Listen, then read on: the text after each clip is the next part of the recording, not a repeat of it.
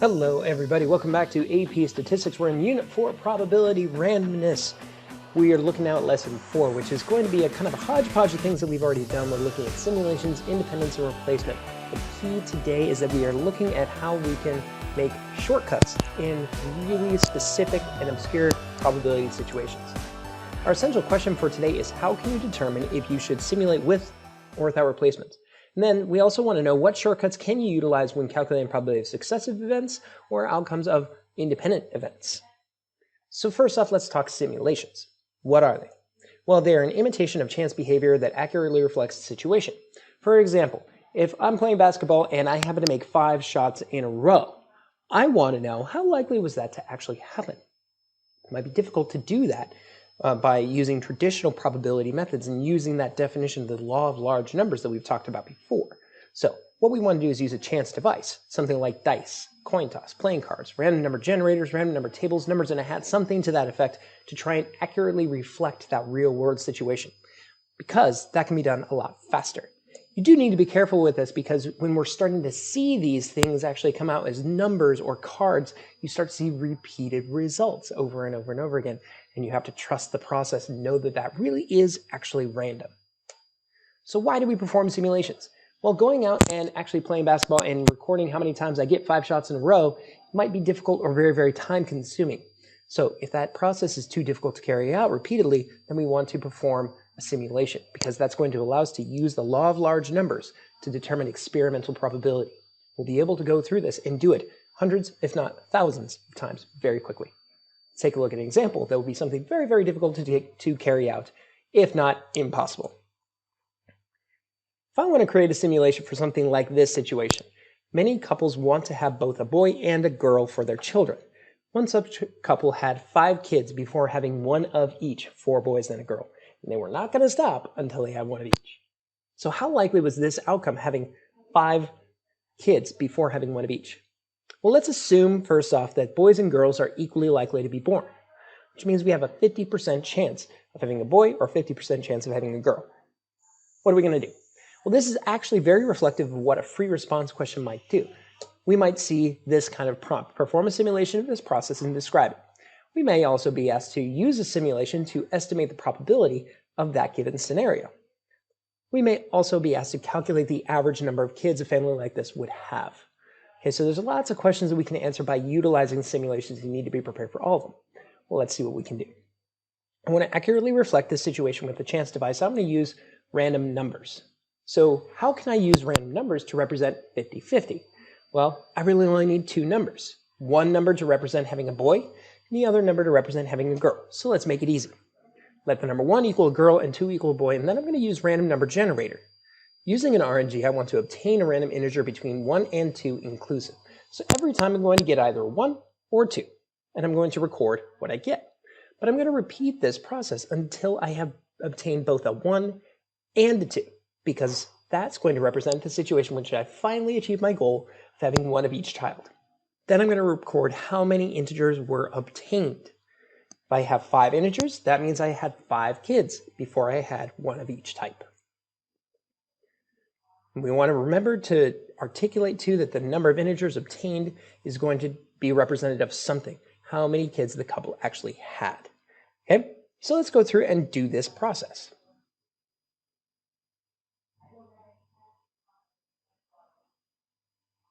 Now, for the instance of just trying to go a little bit faster, you're going to see the results of several simulations that I've gone through here. Now, I had a total of 25 different trials. Each circle that you see, or each dot in this dot plot, is going to represent a trial in which this is the number of kids that I had in my simulated family. Okay? Now, the question that we wanted to know was, how likely were we to have 5 kids in a family like this? Well, how many different ways did that happen? That happened twice. There are 2 dots there above the 5, meaning we had 2 trials out of 25 that had 5 kids in the family. Well, 2 out of 25 is 0.08, or about 8% of the time. Now, it's important to know that every simulation is going to be unique and different. And really, only 25 is not very many trials to go through and try and calculate this probability in a theoretical sense. We would need to do this hundreds or thousands of times. When I've gone through and done this trial several other times, I've gotten instances where I had 5 out of 25 or maybe 0 out of 25, and that drastically changes the probability. So when you're interpreting your result, you need to make sure you use a qualifying statement like this. Based on this simulation, 8% of families will have 5 kids before having one of each. That key phrasing, based on this simulation, is going to indicate like, look, I know each simulation could be different. This is what I got. Now, another more interesting question might be, what's the average number of kids a family like this would have? Well, what we need to first do is see how many total kids did we have through all 25 of these simulations. By counting up all those dots and multiplying by the number of kids in each one of those families, we had 9 instances with 2 kids, that's a total of 18, 5 instances with 3 kids, that's a total of 15, and 3 instances of 4, so on and so forth, and that's going to add up to a total of 96 kids out of 25. 96 divided by 25 is 3.84. So, based on this simulation, a family like this would need to have 3.84 kids on average before they had one of each. And that's starting to get to be a pretty big family. So what are the steps to perform a simulation in general? The first step, we determined the probability of each outcome. We said it was 50-50.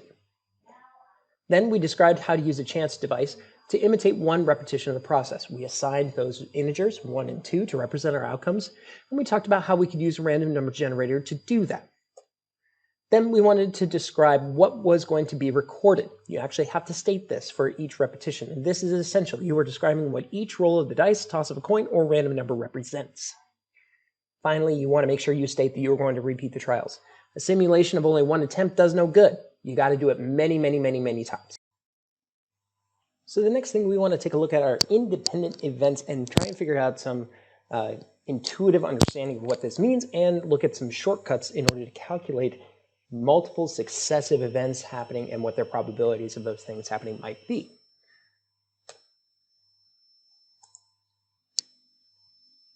The first thing we want to take a look at is get the intuitive understanding of successive independent events. Okay, so the first question we have is, what's the probability that I toss a coin and it get heads? We know that's 50%. So given that that first coin toss was heads, what's the probability that the next coin toss is going to result in tails? And we should pretty intuitively know, like, well, it's still 50%. The first coin toss doesn't have anything to do with the second coin toss. It's not going to change its probability. That probability stays the same. That means that those two events are independent. When knowing the outcome of the first event does not help you make a prediction about the second, then that is going to represent an independent event. Now, consider a standard deck of playing cards. That deck is shuffled. There are 52 cards in that standard deck. 26 of them are red and 26 are black. So what's the probability that I draw a red card? Well, it's 26 out of 52, 50%. But now if I put that card off to the side, I don't put it back, what's the probability that the next card I draw is also red? Did the probability change? It's the same outcome, a red card from a standard deck, but now there's one less card in it. Not only that, that one card that was off to the side took away one of the red cards. So now the probability is 25 out of 51. So the probability of that second event really depended on what happened in the first one. So those are dependent events, and that happened without replacing the card. That's an important note. What if we put that card back? What's the probability that I draw a red card, put that card back in, reshuffle, and then I draw another red card? For both of those outcomes, it was going to be 26 out of 52, because when you put that card back, now we have 52 cards, 26 of them are red, they're all shuffled again. It's like we hit the reset button. And if we hit that reset button, we do replacement, we recreate the same scenario, that's going to be an independent event. So that's the intuitive understanding of what's the independent versus dependent events. But what we want to do is develop the mathematical understanding too. So two events are independent if the probability of A given B is the same as the probability of A given not B. If you stop to think about what that means, it's like the probability of A given B doesn't matter. B does not have any bearing on what's going to happen with A. So probability of A given B is equal to the probability of A given not B, which is the same as the probability of A. The intuitive understanding of that is the probability of A does not change whether B happens or not. And we also described what independence is related to as far as with and without replacement. Independent events are when we are hitting that reset button. That is going to be a repeated process that occurs with replacement. Dependent events, however, we don't hit that reset button. What happened in the beginning still has a bearing. It still has some kind of effect or impact. So that is going to be represented by events where we do not have replacement. Now, let's consider a previous example that we have looked at before, but try and really get to the root of this relationship. And what we are looking at is the situation in which we have a sample of high school graduates and homeowners. And we want to know, is being a homeowner independent of being a high school graduate? So what we want to know is set up this relationship. Then when we are looking for independence, we are trying to see if the given probability the same as if the given doesn't happen at all. P of A given B, is it equal to P of A? Now let's put this into the context of our situation. Now it doesn't matter which event comes first, you just have to kind of line up that the first event is going to be that given. Now, we want to know, is the probability of being a homeowner, given that they are a high school graduate, the same as if we were just randomly select a homeowner? So P of HO given HSG, is it equal to P of HO? So to find out that left-hand side, we look at, all right, the given condition is that they are a high school graduate, and there are 310 of them. Of those 310, 221 are homeowners. So the probability of a homeowner given that they're a high school grad is 221 out of 310. Now, the probability that somebody is a homeowner just from the random selection of that sample, that represents 340 homeowners out of a total of 500. And the question now is, are these two fractions equivalent?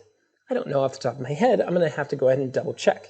Well, 221 out of 310 is going to be about 71%. 340 out of 500 is going to be about 68%. Are those two fractions equal? No, they are not. What does that tell me? That tells me that these are dependent events. Being a homeowner is in some capacity dependent on being a high school graduate.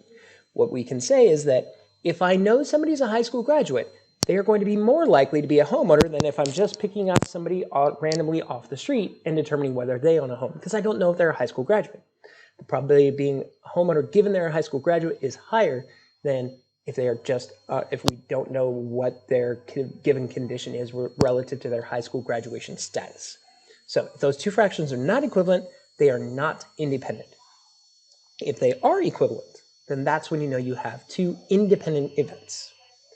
Now, the next example, I would like for you to try and do on your own. Examine a deck of cards and consider the event that a drawn card is red and the event that the card is a face card. Is drawing a heart independent of drawing a face card? See if you can figure it out. Now, why do we care so much about independent events? Well, they can provide us with some shortcuts. This is what's known as the special multiplication rule. If two events are independent, then P of A and B, the compound probability, the intersection probability, is equal to P of A times P of B. This only works for a special multiplication rule, but it's still the same idea as if we were multiplying down the tree branch diagram. And probability is related to multiplication. Now, this can also be articulated as successive events, A, then B. Not only that, it can also be used to string multiple events together. So it's not just two events, A, then B, but it could be A, then B, then C, then D, then E. Or it could be A and B and C and D and E all happening at the same time. And that allows for a much faster way of looking at this. We don't even have to mess with tree diagrams when we know that two events are independent. We can just look at their independent probabilities and multiply them together. This works really, really well for successive or repeated events or the multiple iterations of the same event. And it's often used for very common AP style questions that are the at least one questions. So let's take a look. Now, in 1986, the Space Shuttle Challenger exploded shortly after takeoff, killing all 7 crew members aboard. Forensic analysis later determined that the cause of the shuttle explosion was the failure of O-ring joints that sealed fuel from rocket boosters. In the cold days that were leading up to the launch, at least one of these O-rings froze, became brittle, and failed, leading to the catastrophic explosion. Now, there were 6 O-rings in total, and every one of them functioned independently. Each had a probability of success of 0.977 or 97.7%. So it seems like a very high probability of success that we will have a working launch and it's going to be safe. but every one of them needed to function correctly for a successful launch. So the question is, what's the probability that the O-rings would function correctly? Or, what's the probability that we have a successful launch? Well, what we have to know there is that all 6 of the O-rings have to be okay. So that's the probability that O-ring number 1 is okay, and number 2, and number 3, and number 4, and number 5, and number 6 are all okay. So recognizing that these are independent events means we can just string together the multiplication of each. And that's 0.977 multiplied by itself 6 times, or more succinctly, 0.977 to the 6th power. And when you go through that multiplication, you'll find that that's about an 87% probability of success. Now that's a lot lower than 97.7%. And if you change the perspective just a little bit and say, well, if that's the probability of success, what's the probability of failure? Now, we only needed one of these O-rings to fail to have a catastrophic explosion, and that's exactly what happened. Just one of them at least failed. And if even just one fails, then that's going to be really, really bad news. So, how do we determine the probability that at least one would fail? Well, if at least one fails, then that's anything except all of them are okay. Why is that important? That's the complement rule. Anything but is utilizing that complement rule exception. And so that means the probability that at least one fails is 1 minus the probability that they are all okay. 1 minus 0.87, or 13%. If you stop to think about that, it seems like a low probability, but that's a more than 1 in 10 chance. That means 13 out of 100 shuttle launches, we would expect catastrophic explosion and failure. And that's a really bad idea. So this seems like it's a really complicated way to approach this kind of question, or to answer that question. But because we know that each O-ring is working independently, as long as we know the probability 1, we can answer much more in-depth and involved questions. Now, the next question, and this is our last example, I would like for you to try and solve on your own. The completed notes here and annotations are all provided for you on Canvas. You can take a look at them there. Have a wonderful day. Thank you for watching, and I'll see you next time.